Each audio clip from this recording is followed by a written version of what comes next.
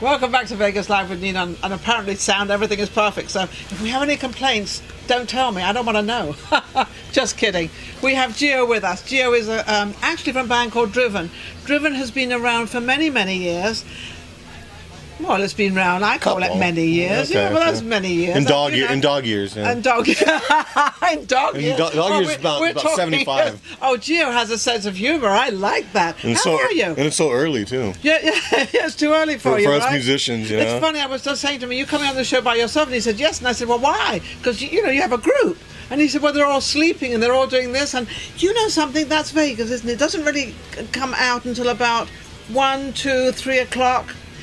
The reason being, Las Vegas is the nightlife, and everybody's out 2 or 3 in the morning. Correct. And if they ever get home. My general day is from about 9:30. Well, my girlfriend gets up at 6, so I get up with her every day. But I usually get out and running. Is that AM or PM? AM. Oh, start 9:30 AM to 3:30 AM. That's my day. That's your day. Average day. That's your average day. Yep. So how long have you been in Vegas? Off and on for a long time. He's not going to put those dates down because age.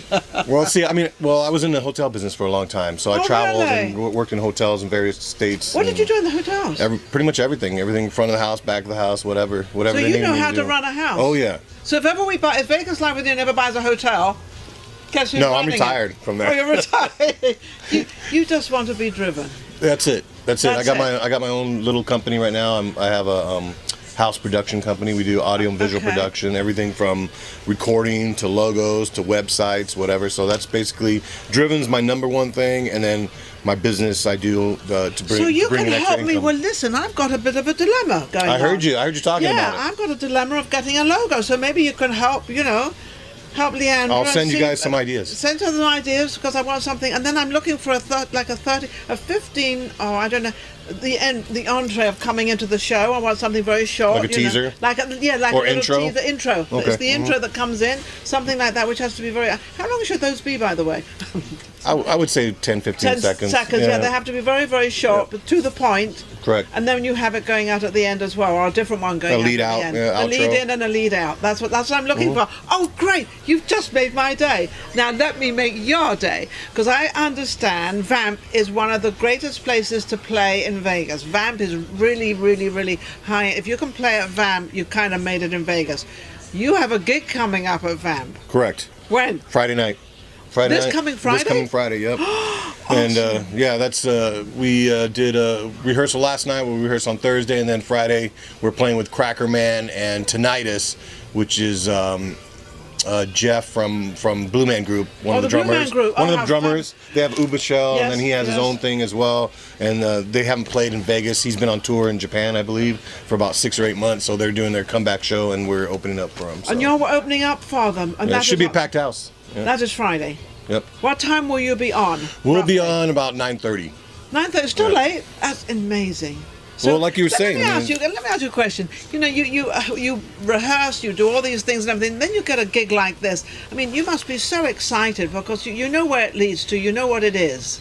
Right. Well, I mean, for me and for us, it's the gigs are. I mean, that's part of life. That's what we do. That's what you do. That's what we do. To get a gig at the Vamp, it's like it's really a great cool. place, no doubt about it. It's becoming a rock staple, especially now since the Cheyenne Saloon / Adrenaline is gone. And back in the day, they had a place called Boston here, which was really popular with the rock venue. So Vamp is taking it on. It's kind of like passed the torch. It's been open for a while. How long have you been with this? This is your band. Correct. You've created this.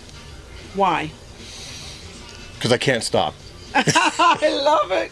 I can't stop. I've tried to stop so many times. When you're in the music business, it's true. You can't stop. You really can't. And I can't play covers. I've been offered many times, many years of, why don't you play, in the Union and play on the Strip, But it's not the same. I'm a writer. I like to write. I like to perform original material. And I still like the process. And now I'm a full-time producer. I mean, I can record my own stuff all the way through. Do you produce any other shows or bands or anything in Vegas? Actually, it's funny you ask, because I'm actually doing a co-production with the Dive Bar on the 23rd. It's G2M Productions, and Dive Bar presents Long Live Rock and Roll. It's like a little series they're doing. And I got to build the bill and promote it and everything. So and that's because of your knowledge. And also, I'm going to say because of not only because of his knowledge, but because of you're reliable. It's very hard to get people in this town reliable because, as we say, the rest of his band is sleeping or whatever they're doing, but they're preparing themselves for what they do. Correct. Everybody's got daily lives. Yeah. I'm lucky. I'm semi-retired. I don't have the 9-to-5 job or anything like that. So I pick. This is my job.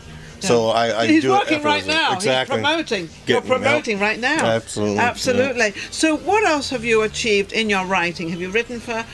I'm more of a co-writer. I've never been a studious. I don't know how to write per se. Yeah. So what I do is I just record files and I send them out. Or somebody. Most of the time, like I'm surrounded in Driven. We're surrounded by they're all songwriters. Oh, so it's like it makes my job easy. So basically, as a producer, I get the song or we get the song and we just kind of what fits, what doesn't fit. Is it too long, too short? Yeah, that's what I'm going to say. So you tweet it, you cut out, you add, you do different things because a song. You just don't write a song and put it out there.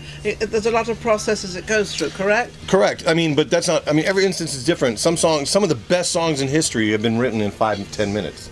You'll hear that story all along the line. The last song on the second side of the album, we needed a filler, and that's the biggest hit on the album. You hear it all the time. And you hear that all the time. Yeah. Well, let's just do a filler. Yeah. And they kind of do a filler, and they quickly do the song, and it becomes the hit.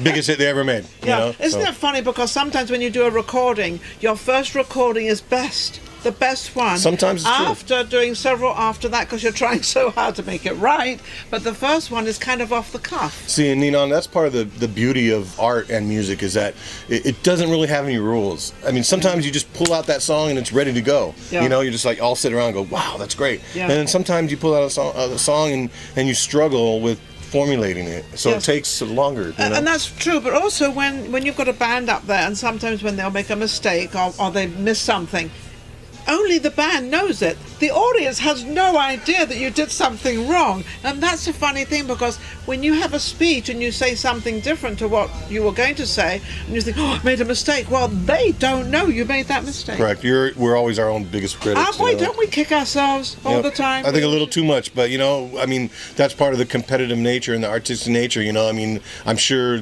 artists throughout history have been the same way. Rembrandt to the Beatles. Well, I'm sure whatever. Rembrandt made a couple of strokes that were a little different, and he didn't like it, but the rest of the world probably thought, wow, best picture ever. There you go. So now in the band, what part do you play in the band? Okay, well, I'm the bass player, I do backup vocals. Okay. And so who's your singer? Our singer now is my brother Tony. Oh, and, is it your real brother? Mm-hmm. Oh, isn't that? I love that when the family are together. Oh man, that's rough. Yeah. Well, it could be. Yeah, you're right. It could be. Look through the history of rock and roll. It's a rough thing, but it's we love to hate each other. We have that kind of a relationship, and I think that brings out the energy. Yeah, doesn't it? I think in bands, especially in rock and roll, you kind of have to have a little bit of friction. It kind of feeds the monster. Yes. You look at the Rolling Stones, Guns N' Roses, the big bands, the Who. It's like they always had that turmoil, and they did. And I think that's part of relationships because really being in a band is like being in a relationship with four people. I can tell you that absolutely. I was married, and I had a beautiful marriage. I had the best husband, and everyone says, "Oh, you're so lucky," and you had no. I said, "Yeah, we had our arguments, but you have that. You can't always agree." Correct. It's not possible, especially in the music business. With your band, are they together for a long time, or do you change? Well, Joel was in the band. Joel and Michelle were just here. I watched that show, by the way. Yes. Bands, like I said, they're like relationships. They come and go. It doesn't ever. It's usually not anything personal. Usually, it's more a professional thing and more of an artistic thing than it is personal. And you don't want it to change because you have. It's like a relationship. Sometimes it should. Right, and it has to grow. And relationships have to grow, and sometimes people grow apart. So it's not a big deal. But rarely do the bands end up with the band's that they original started lineup. With. I know they always change and everything. What's your biggest challenge right now? What do you feel is your challenge? Is it to get on top there, or to what is it? Well, I think the biggest challenge for any rock band and any band or artist in general is the challenge of accepting that your music is especially in this day and age is half business. And it's not just the art. It's getting people involved in your project, whether you're a solo artist or you have a band that understand the business aspect of it, because it's not just about you're not getting trying to be a rock star, but can you subsidize your income? Can you make a living from it? Yes, you can, but you have to have your team has to be a group of people that understand that it takes sacrifice and it takes business as well. Organization. I think a lot of the people in the music industry, the bands especially, don't that play the drums or whatever they play. I don't think they treat it as a business. I think they treat it more as being out there as an entertainer, and they forget the business side of it. Right. You sound like you're both. You've definitely got a business side of it. Right, and that's fortunate for me as a musician. I've always been in business, so it's like when I helped open restaurants, hotels, whatever, so I could see the structuralizing of it, you know what I'm saying? So you used to hire bands and everything to come in absolutely, and do it. And hire people. I've done a lot of hiring myself, but the point is that, and I say this all the time, is artists aren't business people by nature. They are not. So to try to get them to see the other side of the coin is very difficult. Well, to make money and keep money. And grasp it. Hold on to it. Yeah, because they don't do that. They don't seem to understand that side of it. And then they turn around and, well, we're not getting those gigs and we're not getting the money. And, well, hello, you've got to learn. It's like a business. Correct. Carl Morden said that to my husband one day. We were walking along. My husband and I were in real estate at that time. And he turned around and he said, well, what I do as an actor is a business. Like you, I have a business in real estate. I have a business in acting.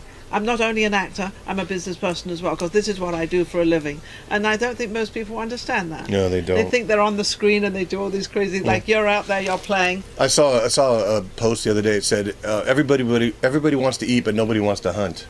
You got to hunt. I thought that was very short and correct. Short. Yeah, it is. One thing I wanted to share with you and with everybody watching is that I can't stress enough is that the new version of this band is very close and very dear to me. We have Tony singing. We have Paul Draven on guitar, who's a well-known guitarist in the area for rock, well-respected, which is awesome. And then we also have Jesse on drums, who, for all the old school Vegas rockers out there, was in a band from the 90s here called Fatter Than Albert, which really did well at that time. Yeah, so he came out of retirement from playing gig. He hadn't played a gig in 17 years, and he's a handsome boy. And you took him on. Oh, check him out. Well, I mean, it's good. Sounds like he's in my age group a little bit. It's good to. They're all good-looking guys, but the thing is that the point is that the music moves. Yes. People to do that, you know what I'm saying? Like, and he's able to change from the 90s up until now, because we're 2018. Well, that's quite a long. And he's adjusting. He's making some adjustments. Yeah. Is there a big adjustment on that? There is because I mean, not only just in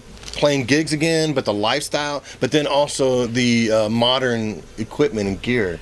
So now we're getting them into stuff that we're doing, which is we're trying to push our sound to the next level, which is doing a lot of backing tracks and a lot of stuff that's a little bit more technical. So we don't kind of notice it. Maybe we notice in the songs a little bit, but I guess when you're putting it all together, you notice it a lot more. Is what? Of how you use the instruments and how it's changed, because everything changes. Right.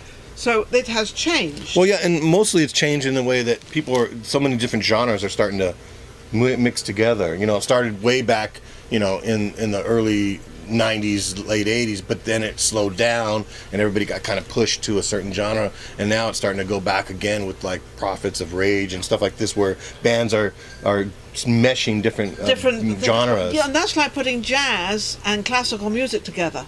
When you do that, you get this incredible sound, and it's something absolutely beautiful. And they do that, the same thing in the rock music. Absolutely. So what's the most popular music right now? What are the younger generation? Because they're the ones that seem to listen to it. Man, I don't, I try not to get into that, but I'll tell you one thing. Las Vegas is the hotbed of rock and roll in the world right now. Oh, it is? That's cool. I love that. The production group, the recording facility, the Hideout, which is run by the Churkos, has probably 5 of the top 10 rock songs on the planet. Really? They produced them right here in Vegas. And they're all produced in Vegas. Yep. And now you're seeing more and more people, more and more of these rock bands are actually moving out here. You see them out and about, Really? You see them in the crowds once in a while too. So all you rock bands, be aware of that. Be on top of your A game and understand that Vinnie Paul might be watching you, or AR Rep might be watching you, because Vegas right now in rock and roll is the place to be. Yep. So, guys out there, hey, get your act together. No pun intended, but get your act together. And we don't need a bunch of venues to do it. We don't have a lot of venues, but the point is that we have the production facilities, and we're right there on the edge where we've already broken through. So it's like the places we do have, like Vamp, Vinyl, House of Blues, The Joint, Hard Rock on the Strip, they're being looked at very closely. Very closely. Yep. So now they're starting to choose the bands coming in there, and the bookings are out there. So be prepared for these bookings. Get your act together. Get your P's and Q's together. Get your whatever. Whatever it is, get it together. I like get your act together because it is an act after all. How can anybody reach you? Simple. drivenlv.com. We're on Facebook, Instagram, and Twitter. And we just released our new single, which is our first one since Joel left. It's doing great. It's on fire. We have a lyric video with it. It's called Welcome to My World. It's on that, drivenlv.com. Awesome. And then we're producing different things that will be coming out, but our full structured website, which we do web design to at G2M Productions, is coming out. Okay, I love it.